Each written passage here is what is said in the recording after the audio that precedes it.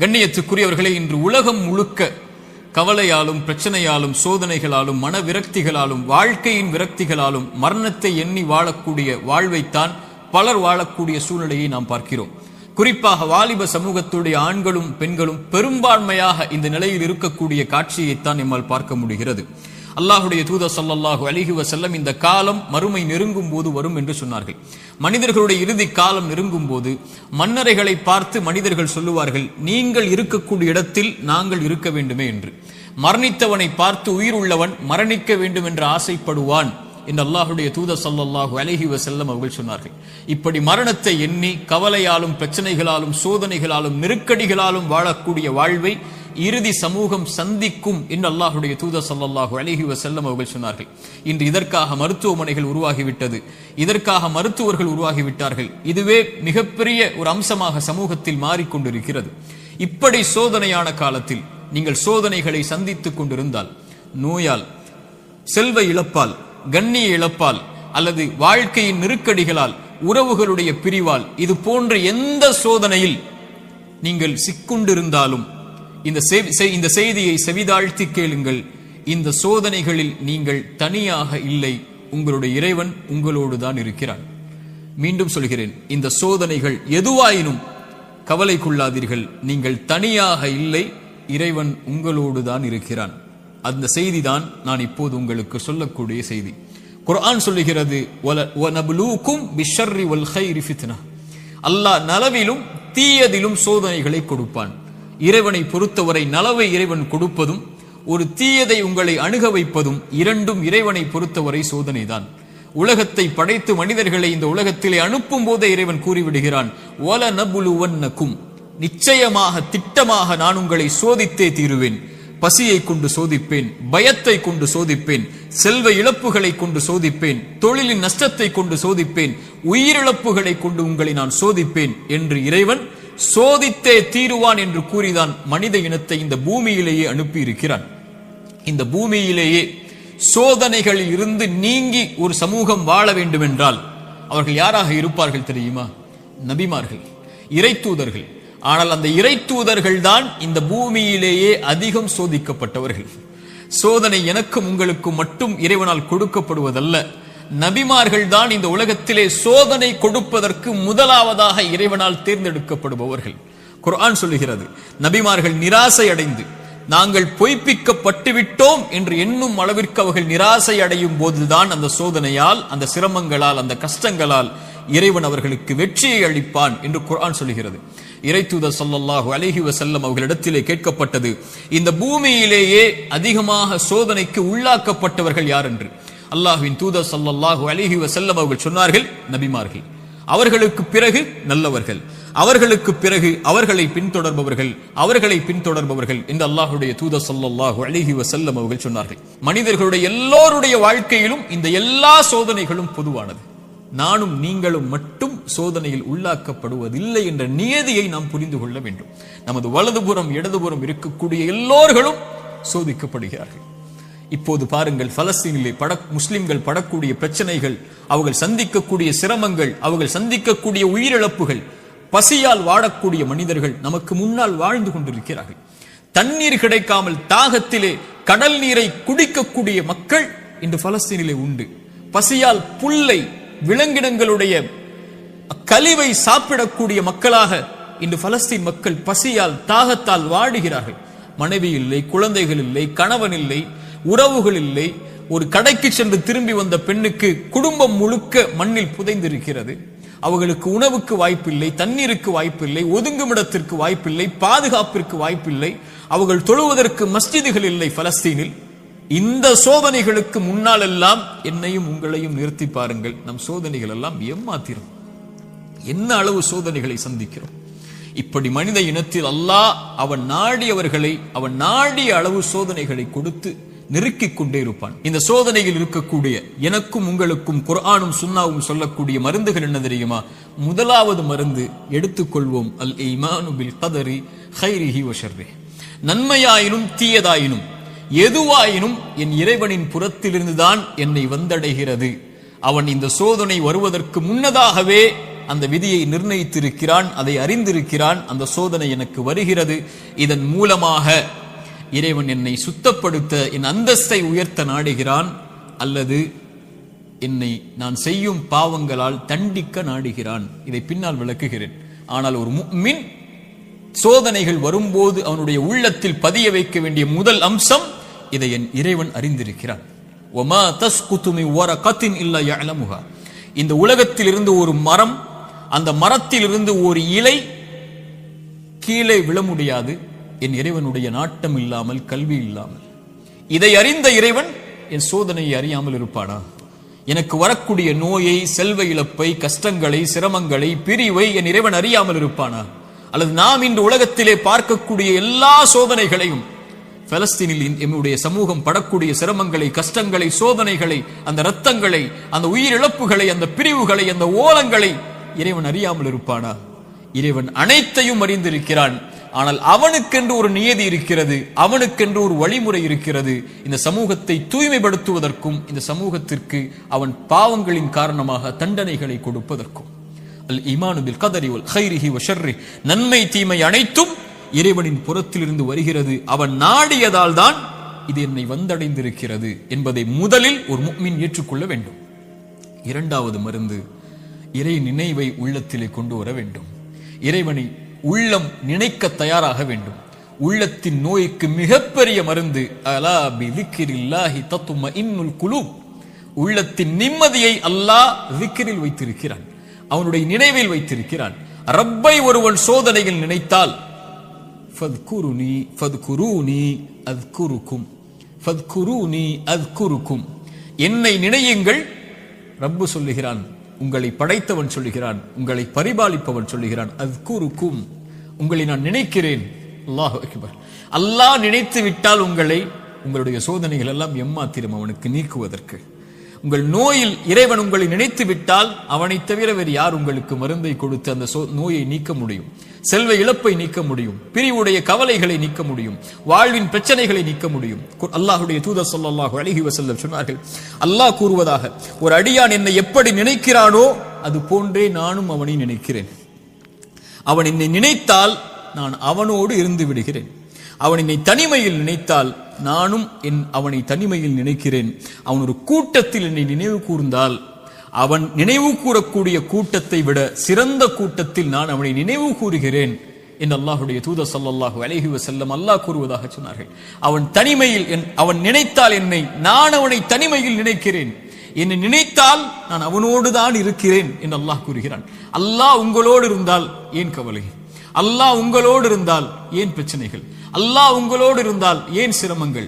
அல்லாஹ்வை நேசிக்கக்கூடிய அடியார்களுக்கு லா ஹவுஃபுன் அலைஹிம் வலா ஹும் யஹ்ஸனூன், அவர்கள் கவலை கொள்ள மாட்டார்கள், அவர்கள் பயம் கொள்ள மாட்டார்கள். அவர்களுடைய உள்ளம் அல்லாஹ்வின் நினைவால் நிரம்பி இருக்கும் போது இறைவன் கொடுத்த கவலை, இறைவன் கொடுத்த சோதனை, அவன் எனக்கு ஒன்றை நாடுகிறான், இதில் நான் நலவை முயற்சி செய்து முன்னேறுகிறேன், என்ன சோதனையாயினும் அவன் எனக்கு நீக்குவான் என்ற நம்பிக்கையில் ஒரு முஃமின் முன்னேறுவான். ஒரு பாவி இறைவனை குறை கூறி பின்னால் வந்து விடுவான், இறைவனை மறந்து பின்னால் சென்று விடுவான், இறைவனை ஏசி அல்லது சபித்து நீ எல்லாம் இறைவனா என்று சோதனையில் அவனை தூற்றிவிட்டு பின்னால் வந்து விடுவான். ஒரு முஃமின் அவனை அதிகம் அதிகம் நினைவு கூறுவதற்கு தயாராகுவான். மூன்றாவது துஆ, அவனை அழைக்க வேண்டும், நினைத்த இறைவனை அழைக்க வேண்டும். அழைப்பதுதான் சோதனைகளை நீக்கும். கரம் ஏந்தி உங்களுடைய சோதனைகளை முறையிட்டு நீங்கள் அல்லாஹ்வை அழைக்காமல் சோதனை நீங்கும் என்று நினைப்பது பகலில் கனவு காண்பதுதான், நடக்கவே நடக்காது. இறைவனை அழைத்தால் தான் சோதனைகள் நீங்கும். நபிமார்கள் அழைத்தார்கள், நபி யூனுஸ் அழைத்தார்கள் அல்லாஹ்வை, லா இலாஹ இல்லா அன்த சுப்ஹானக் இன்னி குன்து மினல் ஸாலிமீன்.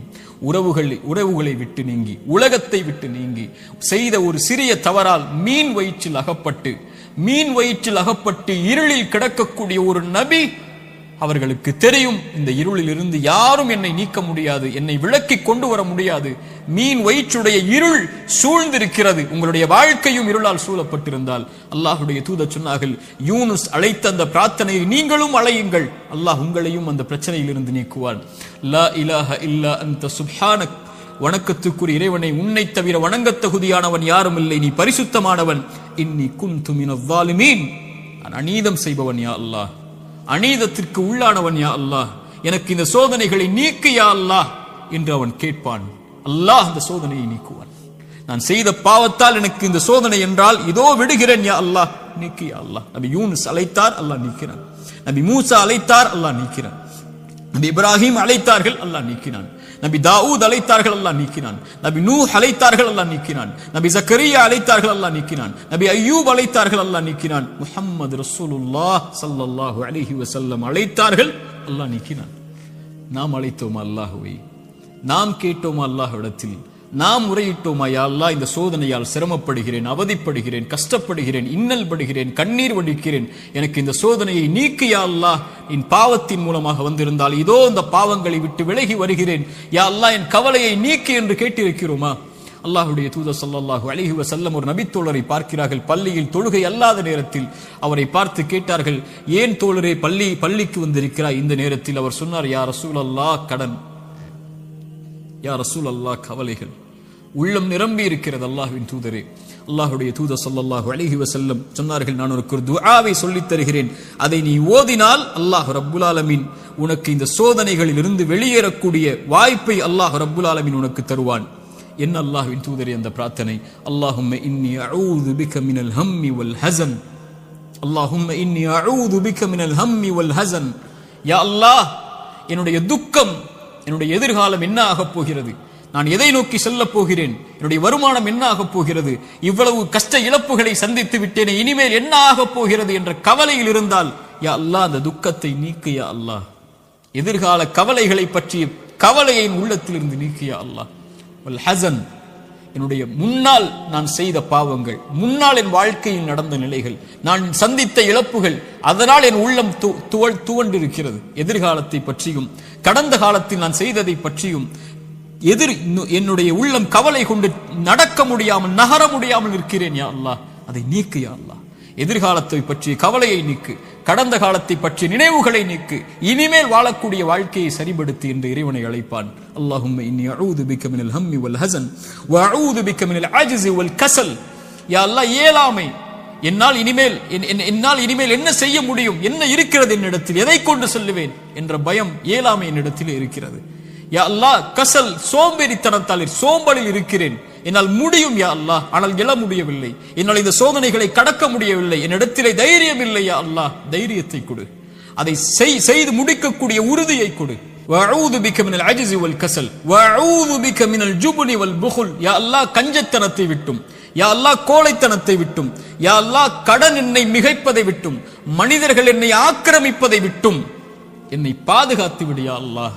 இந்த அல்லாஹ்வுடைய தூதர் ஸல்லல்லாஹு அலைஹி வஸல்லம் அந்த துஆவை அந்த தோழருக்கு கற்றுக் கொடுத்தார்கள். இதை ஓதக்கூடிய வழக்கம் உள்ளவர்களாக மாற வேண்டும். இப்படி அல்லாஹ்வை அழைக்கக்கூடிய முறையிலெல்லாம் இதா சஅலக இபாதி அன்னி ஃபஇன்னி கரீபுன் உஜீபு தஅவத தாஇ இதா தஆன். அழைப்பவர்கள் அழைத்தால் அந்த அழைப்பிற்கு இவன் பதில் கொடுக்காமல் இருப்பதில்லை. அல்லாஹ்வின் தூதர் சொன்னார்கள், ஒரு மனிதன், ஒரு முஃமின் அல்லாஹ்விடத்திலே கரம் ஏந்தி அவனுடைய கரம் அல்லாஹ் கொடுக்காமல் கீழே விழுந்தால் அவன் கேட்பதை இறைவன் வெட்கப்படுகிறான் என்று அல்லாஹ்வுடைய தூதர் ஸல்லல்லாஹு அலைஹி வஸல்லம் சொன்னார்கள். அல்லாஹ்வை அழையுங்கள். கடைசியாக இந்த நேரத்தில் சுருக்கமாக சொல்கிறேன், மீண்டும் சொல்கிறேன், நோயால் சிரமப்படுகிறீர்களா, இழப்புகளால் சிரமப்படுகிறீர்களா, பிரிவால் சிரமப்படுகிறீர்களா, கடினமான காலத்தை வாழ்க்கையில் கடக்கிறீர்களா, ஒருபோதும் அல்லாஹ் உங்களை கைவிட மாட்டான். உங்களை விட இறைவன் உங்கள் மீது நேசம் கொண்டிருக்கிறான். கவலை கொள்ளாதீர்கள். நீங்கள் தனியாக ஒருபோதும் இல்லை. உலகமெல்லாம் உங்களுக்கு எதிராக இருந்தாலும் நீங்கள் தனியாக இல்லை. அவன் உங்களோடு இருக்கிறான். அவன் உங்களோடு இருந்தால், இந்த உலகத்தில் யார் உங்களோடு இல்லை என்றாலும், இந்த உலகமே உங்களை வெறுத்திருந்தாலும், உலகமே உங்களை புறக்கணித்தாலும் கவலை கொள்ளாதீர்கள். அது போதும் நமக்கு. இறைவன் உங்களோடு இருந்தால் அது போதும். உலகமெல்லாம் உங்களோடு இருந்து இறைவன் உங்களோடு இல்லை என்றால் அதைவிட நஷ்டம் இல்லை. உலகத்தில் எவரும் இல்லாமல் இறைவன் உங்களோடு இருந்தால் அதைவிட இன்பம் இல்லை. நபிமார்கள் உலகம் புறக்கணித்தது நபி நூஹை, ஆனால் நூஹோடு அல்லாஹ் இருந்தான். நபி தாவூதை உலகம் புறக்கணித்தது, அல்லாஹ் அவர்களோடு இருந்தான். நபி யூனுஸை உலகம் புறக்கணித்தது, அவர்கள் செய்த பாவத்திற்காக மன்னிப்பை கேட்டார்கள், அல்லாஹ் அதிலிருந்து அவர்களை பாதுகாத்தான். இப்ராஹீமை உலகம் புறக்கணித்தது, அல்லாஹ் அவர்களோடு இருந்தான். மூசாவை உலகம் புறக்கணித்தது, அல்லாஹ் அவர்களோடு இருந்தான். நபி அல்லாஹ்வின் தூதரையும் உலகம் புறக்கணித்தது, பெரும்பான்மை புறக்கணித்தது, அல்லாஹ் அவர்களோடு இருந்தான். லா தஹ்சன் இன்னல்லாஹ மஅனா. அல்லாஹ்வின் தூதர் அதனால்தான் சொன்னார்கள், கவலை கொள்ளாதீர், அல்லாஹ் நம்மோடு இருக்கிறான். அல்லாஹ்வின் தூதர் ஸல்லல்லாஹு அலைஹி வஸல்லம் ஒரு தாயை குறித்து சொன்னார்கள். போர்க்களத்தில் காணாமல் போய் கிடைத்த ஒரு குழந்தையை ஒரு தாய் தேடி வரும்போது அல்லாஹ்வுடைய தூதர் அதை எடுத்து கொடுக்கும் போது அந்த தாய் அந்த குழந்தையை வாங்கி கட்டி அணைத்து அதற்கு உணவை கொடுக்கும் போது அல்லாஹ்வின் தூதர் நபித்தோழர்களை பார்த்து கேட்டார்கள், இந்த தாய் இந்த குழந்தையை நெருப்பில் வீசுவாளா? அந்த குழந்தை படக்கூடிய சிரமத்தை கஷ்டமாக உணர்ந்த அந்த தாய், தன் உயிர் போய் கிடைத்த வந்த மகிழ்ச்சியில் இந்த வாழக்கூடிய இந்த தாய் இந்த குழந்தையை நெருப்பில் வீசுவாளா? தன்னோடு வந்துவிட்ட அந்த குழந்தையை எப்படி நெருப்பில் வீசுவாள்? அல்லாஹ் இந்த குழந்தைக்கு இந்த தாய் காட்டக்கூடிய அன்பை விட அல்லாஹ் அவனுடைய அடியார்கள் மீது இரக்கம் உள்ளவன். அல்லாஹ் அக்பர். ஒரு அறிஞர் அழகாக சொல்லுவார், யா அல்லாஹ், அல்லாஹ்வை அழைத்து சொல்லுவார், யா அல்லாஹ், என் தாயை விட என் மீது இரக்கம் காட்டக்கூடியவன் நீ. என் தாய் நான் சிரமப்படுவதை, என் தாய் நான் நோயில் வாடுவதை, என் தாய் நான் கடனில் இருப்பதை, கடனால் கஷ்டப்படுவதை, என் தாய் என் செல்வ இழப்புகளில் கஷ்டப்படுவதை, என் தாய் என்னுடைய இழப்புகளில், பிரிவில், நோயில், சிரமங்களில், சோதனையில் கஷ்டப்படுவதை விரும்ப மாட்டாள்.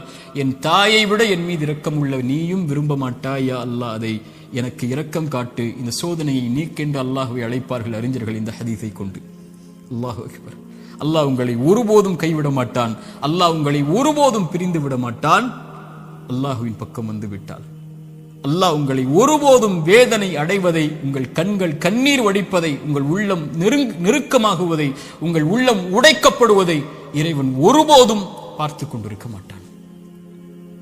ஆனால் கடைசியாக சோதனைகள் இறைவனின் புறத்திலிருந்து வருகிறது. ஆம், ஆனால் ஒருவருக்கு சோதனை நன்மையாக வரும், ஒருவருக்கு சோதனை தண்டனையாக வரும்.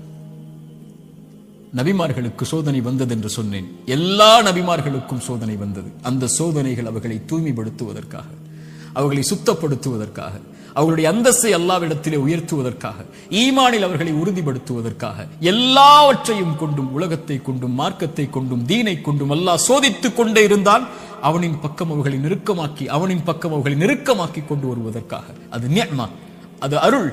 அந்த சோதனை அருள். அல்லாஹ்வுடைய தூதர் ஸல்லல்லாஹு அலைஹி வஸல்லம் அவர்கள் சொன்னார்கள், உலகத்தில் அதிகமாக சோதிக்கப்பட்டவர்கள் யார் என்று கேட்கும் போது நபிமார்கள், அவர்களுக்கு பின்னால் வந்தவர்கள், அவர்களுக்கு பின்னால் வந்தவர்கள் என்று சொல்லிவிட்டு சொன்னார்கள், அல்லாஹ் ஒரு மனிதனுடைய மார்க்கத்திற்கு ஏற்ப அவனை சோதிப்பான். யா அல்லாஹ், அவனுடைய மார்க்கம் நிலையாக உறுதியாக இருந்தால் அந்த உறுதியோடு, அந்த நிலையோடு சோதனையும் உறுதியாகும். யா அல்லாஹ். மேலும் சொன்னார்கள், அவனுடைய மார்க்கம் எளிதாக இருந்தால் சோதனையும் அவனுக்கு எளிதாகும். ஆனால் இறைவன் நாடக்கூடிய அடியார்களை இறைவன் சோதனைகளை கொண்டு, சிரமங்களை கொண்டு நெருக்கமாக்கி கொண்டே இருப்பான், இந்த பூமியில் அவன் பாவம் இல்லாதவனாக நடக்கும் வரை. யா அல்லாஹ், இந்த ஹதீஸை எப்படி விவரிப்பது இந்த சிறிய நேரத்தில்? இன்ஷா அல்லாஹ் வாய்ப்புகள் வரும்போது இந்த ஹதீஸை விவரிக்கிறேன். அல்லாஹ் சோதனைகளை கொண்டு ஒரு மனிதனை பக்குவப்படுத்துவான், நிலைப்படுத்துவான், முன்னேற்றுவான். அவனுக்கு அடுத்த கட்டத்தை நோக்கி அவனுடைய வாழ்வை நகர்த்துவான். அவன் அதன் மீது நம்பிக்கை கொண்டிருப்பான். நலவு வந்தால் அல்ஹம்துலில்லாஹ், சோதனை வந்தாலும் அல்ஹம்துலில்லாஹ், அல்லாஹ்வை புகழ்வான், அல்லாஹ்விடத்திலே உதவி தேடுவான். இவன் முஃமின். ஆனால் பாவி, இறைவன் சோதனையை கொடுத்தால் அல்லாஹ்வை விட்டு விலகுவான், சோதனையை கொடுத்தால் பாவங்களை நோக்கி செல்லுவான், சோதனையை கொடுத்தால் இறைவனை மறந்து விடுவான். அது நலவின் சோதனையாக இருந்தாலும் பாவத்தின் சோதனையாக இருந்தாலும். இந்த குர்ஆனின் எச்சரிக்கை மிக்க இந்த வசனத்தை கேளுங்கள். ஃபலம்மா நஸூ மா துக்கிரு பிஹி, எம் நினைவை விட்டு நீங்கள் மறந்து வாழும் போது, ஃபதஹ்னா அலைஹிம் அபுவாப குல்லி ஷை, வானத்தின் கதவுகள் எல்லாம் திறக்கப்படும், என்ன வேண்டுமோ கிடைக்கும். ஹத்தா இதா ஃபரிஹு மா ஊது, அல்லாஹ் கொடுத்ததை கொண்டு அவர்கள் நிம்மதியோடு வாழ்ந்து கொண்டிருக்கும் போது, அது சோதனை என்று அறியாத அந்த பாவிகளுக்கு அஹத்னாஹும் பக்ததன், திடீரென்று அல்லாஹ் பிடித்து அவர்களை நஷ்டவாளிகளாக மாற்றிவிடுவான். அல்லாஹ்வின் தூதர் ஸல்லல்லாஹு அலைஹி வஸல்லம் சொன்னார்கள், அடியானுக்கு அல்லாஹ் ஒரு சோதனையை இந்த உலகத்திலே விரைவுபடுத்துகிறான் என்றால் அவனுக்கு அல்லாஹ் ரப்புல் ஆலமீன் நலவை நாடுகிறான்.